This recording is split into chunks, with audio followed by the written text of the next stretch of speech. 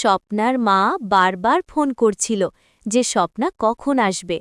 হ্যাঁ মা, আমি আধ ঘন্টার মধ্যে বেরোচ্ছি। প্রায় ১-১.৫ ঘন্টা তো লেগেই যাবে, কারণ যাওয়ার পথে খুব জ্যাম পড়ে তো। তাহলে মেট্রোতে চলে মা, আমার সাথে অ্যাটাচি ব্যাগ আছে তো, সেজন্য আমি গাড়ি বুক করে নিয়েছি। তুমি চিন্তা করো না। ঠিক আছে মা, তাড়াতাড়ি চলে আয়, আমি খাবার তৈরি করে রেখেছি। স্বপ্না ফোনে আর কিছু কথা বলবে এর আগেই ফোন কেটে গেল। এরপর স্বপ্না জিনিসপত্র গোছাতে শুরু করল। রাফা আর জয় গরমের ছুটি ছিল বলে স্বপ্না কিছুদিনের জন্য বাপের বাড়িতে থাকতে গেল। আরে অফিসের কাজটা যদি না থাকতো না, আমি তোমায় দিয়ে আসতাম। তোমরা যাও, আমি অফিসের কাজটা সেরে নিই, তারপর যাব। বাচ্চারা কটা দিন মামাবাড়ি থেকে ঘুরে আসুক, তারপর আমরা সবাই মিলে ঘুরতে যাব। স্বপ্না খুব খুশি ছিল, কারণ সে অনেক দিন পর বাপের বাড়িতে থাকতে যাচ্ছিল। বাচ্চাদের স্কুল আর বাড়ির কাজের জন্য স্বপ্না খুব কমই বাপের বাড়িতে যেতে পারত। এখন বাচ্চাদের গরমের ছুটির জন্য স্বপ্না কিছুদিনের জন্য বাপের বাড়িতে থাকতে গেল। স্বপ্না যখন বাড়িতে গেল, ভাবি আখি তখন বাড়িতে ছিল না। নানু, আমি ম্যাঙ্গো শেক খাবো। নানু, আমি কমলা খাবো। হ্যাঁ বাচ্চারা, একটু দাঁড়াও, আমি তোমাদের জন্য কমলা আর ম্যাঙ্গো শেক নিয়ে আসছি। মা, ভাবি কখন বাপের বাড়ি থেকে আসবে? এখনই হয়তো চলে আসবে, আমি বলে দিয়েছি যে তুমি আসছ। ওদের কথা শেষ হওয়ার আগেই আখি তার ছেলেমেয়ে চারু আর শায়ন সাথে চলে আসে। মা, সব কমলা কি মেয়েকেই কেটে খাইয়ে দিলেন, না দু একটা রাখলেন বাচ্চাদের জন্য? কেমন আছো স্বপ্না? আমি ভালো আছি ভাবি, ওই বাচ্চারা কমলার জেদ করছিল। হ্যাঁ হ্যাঁ, কমলারই তো সিজন, আর বাচ্চারা যখন মামাবাড়ি এসেছে কমলা তো খাবেই। এই দেখো, আমার মা পুরো ৫ কেজি কমলা পাঠিয়েছে খাওয়ার জন্য। দেখো না, পাশে গলিতেই আমার মায়ের বাড়ি, তাও প্রত্যেকবার নানার রকম জিনিস দিয়ে পাঠায়। আর দেখো না, আমিও কিছু না কিছু নিয়ে যাই। খালি হাতে কি যাওয়া যায় বলো? বৌমা, স্বপ্নাও কমলা আর লিচু এনেছে, আমি ফ্রিজে রেখেছি। হ্যাঁ হ্যাঁ, ভালোই করেছ। বাচ্চারা তো এখানে বেশ কিছুদিন থাকবে, তারা কিছু না কিছু তো খেতেই চাইবে। যাই, আমি এই কমলাগুলো ফ্রিজে রেখে আসি। আখি রান্নাঘরে চলে গেল, স্বপ্নাচো খুব রেগে যায়। মা, এই কারণেই না আমি এখানে আসতে চাই না। আমার তো এবারের ছুটিতে একদম আসতেই ইচ্ছে করছিল না।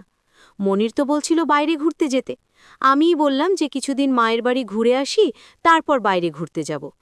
ওর কথা না শুনে না খুব বড় ভুল করে ফেলেছি মা। ভাবি যদি এরকমই ব্যবহার থাকে না, আমি কোনোদিন আর এখানে আসব না। কখন কাকে কি বলতে হয়? আর বাড়িটা হচ্ছে আমার, তোর মায়ের। এখনও যেহেতু আমি বেঁচে আছি, তুই তোর মায়ের বাড়িতে এসেছিস, আর আরাম করেই থাক। আজকে তোর বাবা যদি বেঁচে থাকত, তাহলে তুই এসেছিস কত না খুশি হতো। স্বপ্না দেখল যে ওর মায়ের চোখে জল ছলছল করছে, তাই সে কথা না বাড়িয়ে অন্য টপিকে চলে গেল।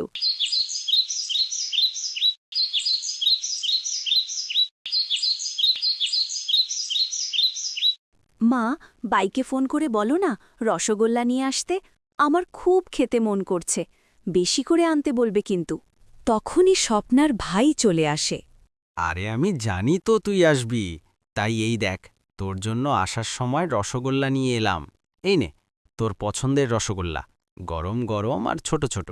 থ্যাঙ্কস ভাই, তোর মনে আছে যে আমি আজকে আসব? দেখো মা, ভাই ঠিক রসগোল্লা নিয়ে এলো। হ্যাঁ, মা সকালেই বলছিল তুই আজকে আসবি। আর জামাইবাবু কেমন আছেন উনি? হ্যাঁ রে ভাই, সবাই ভালো আছে। দেশি ঘি নিয়ে এসেছ? আমি যে বললাম ঘি শেষ হয়ে গেছে। এই যা, একদম মনে নেই, ভুলেই গেলাম। দরকারি জিনিস আনতে তো তুমি ভুলেই যাবে, যেটা আমি বলেছি, আর বোনের জন্য ঠিক রসগোল্লা নিয়ে চলে এলে। আর ঘিটা আমি নিজের জন্য আনতে বলিনি, তোমার বোনের ছেলেমেয়েদের জন্যই বলেছি। না, বাচ্চারা সাদা রুটিই খেয়ে নেবে, আর ডাল ভাত তো রান্না হয়েছে নিশ্চয়ই, ছেলেমেয়েরা ওটাই খেয়ে নেবে। রুটি লাগবে না। না না বাবা, আমি এসব কথা পরে শুনতে পারবো না যে ছেলেমেয়েরা মামার বাড়ি এসেছে আর মামি দেশি ঘি খাওয়ায়নি। যাও, তুমি নিয়ে এসো, তাড়াতাড়ি যাও। হ্যাঁ হ্যাঁ, যাচ্ছি, এখনই যাচ্ছি। তুমি কিন্তু কথাটা এরকমভাবে না বললেও পারতে। এই বলে আকাশ দেশে ঘি আনতে চলে গেল। অনেক দিন পর মামার বাড়ি এসেছি, আমরা সবাই মিলে পার্কে যাব।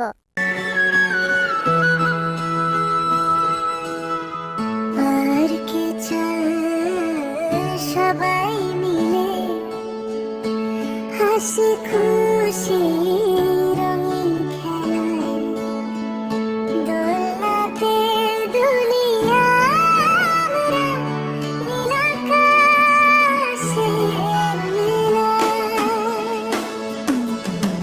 পার্কে চল সবাই মিলে হাসি খুশি রঙিন খেলায় দোলনাতে দুলিয়া আমরা নীল আকাশের মেলায় নীল আকাশের মেলায় নীল আকাশের মেলায়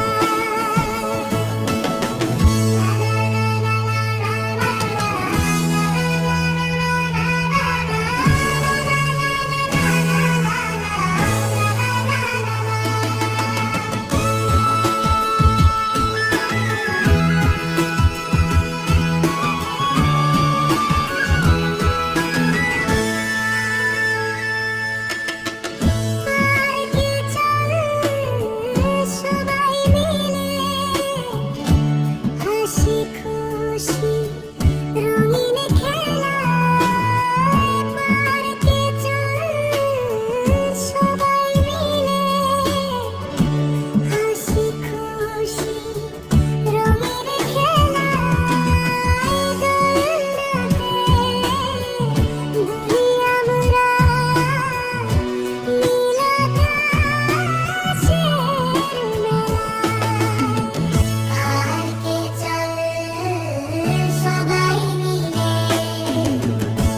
হাসি খুশি রঙিন খেলায় দোলনাতে দুলিয়া আমরা নীল আকাশের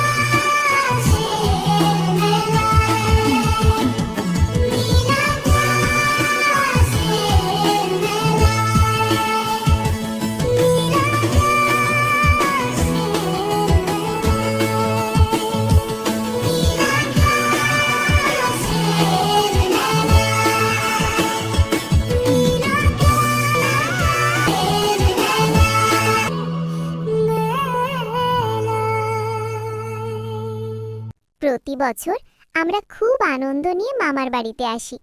মামার বাড়িতে এলেই মনটা খুশিতে ভরে যায়।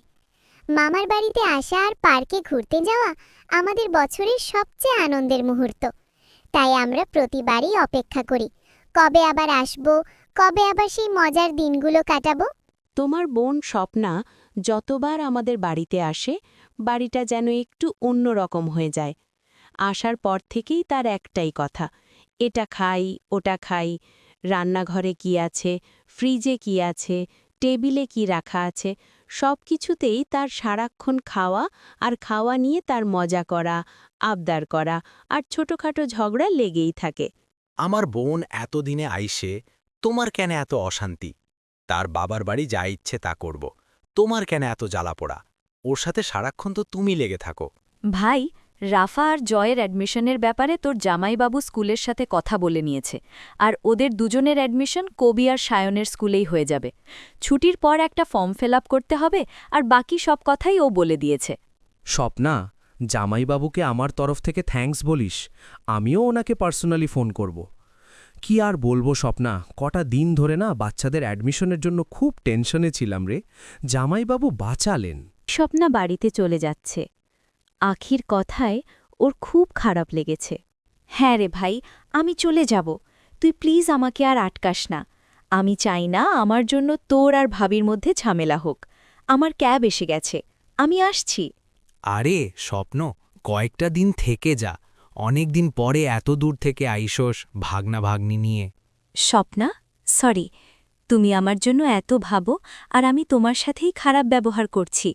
তুমি আমাদের জন্য এত ভাবছ আর আমি না জানি তোমাকে নিয়ে কি কি না ভেবেছি। এভাবে আচমকা চলে যেও না, জামাইবাবু খারাপ ভাববে। আর কিছুদিন থেকে যাও, বাচ্চাদের আর কটা দিন মামার বাড়ি থাকতে দাও। আর স্বপ্না, আবারও বলছি, প্লিজ আমাকে ক্ষমা করে দাও। ভাবি, তুমি আমার থেকে বড়, প্লিজ তুমি আমাকে সরি বলো না। আর এইভাবেই সমস্ত ভুল বোঝাবুঝির অবসান ঘটল আর স্বপ্না আর আখি একে অপরকে জড়িয়ে ধরল। এইভাবেই সব ঝামেলা মিটে যায় আর সমস্ত কিছু আগের মতো হয়ে যায়। আর আখি এটা বুঝতে পারে সে যেমন কারোর বাড়ির মেয়ে, স্বপ্নাও তেমনি এই বাড়ির মেয়ে। আর আখি এটাও বুঝল যদি এই ব্যবহারটাই তার সাথে হতো তাহলে তার কেমন লাগত। তাই সে নিজের ব্যবহার পাল্টে নিল আর সব কিছু ঠিক হয়ে গেল।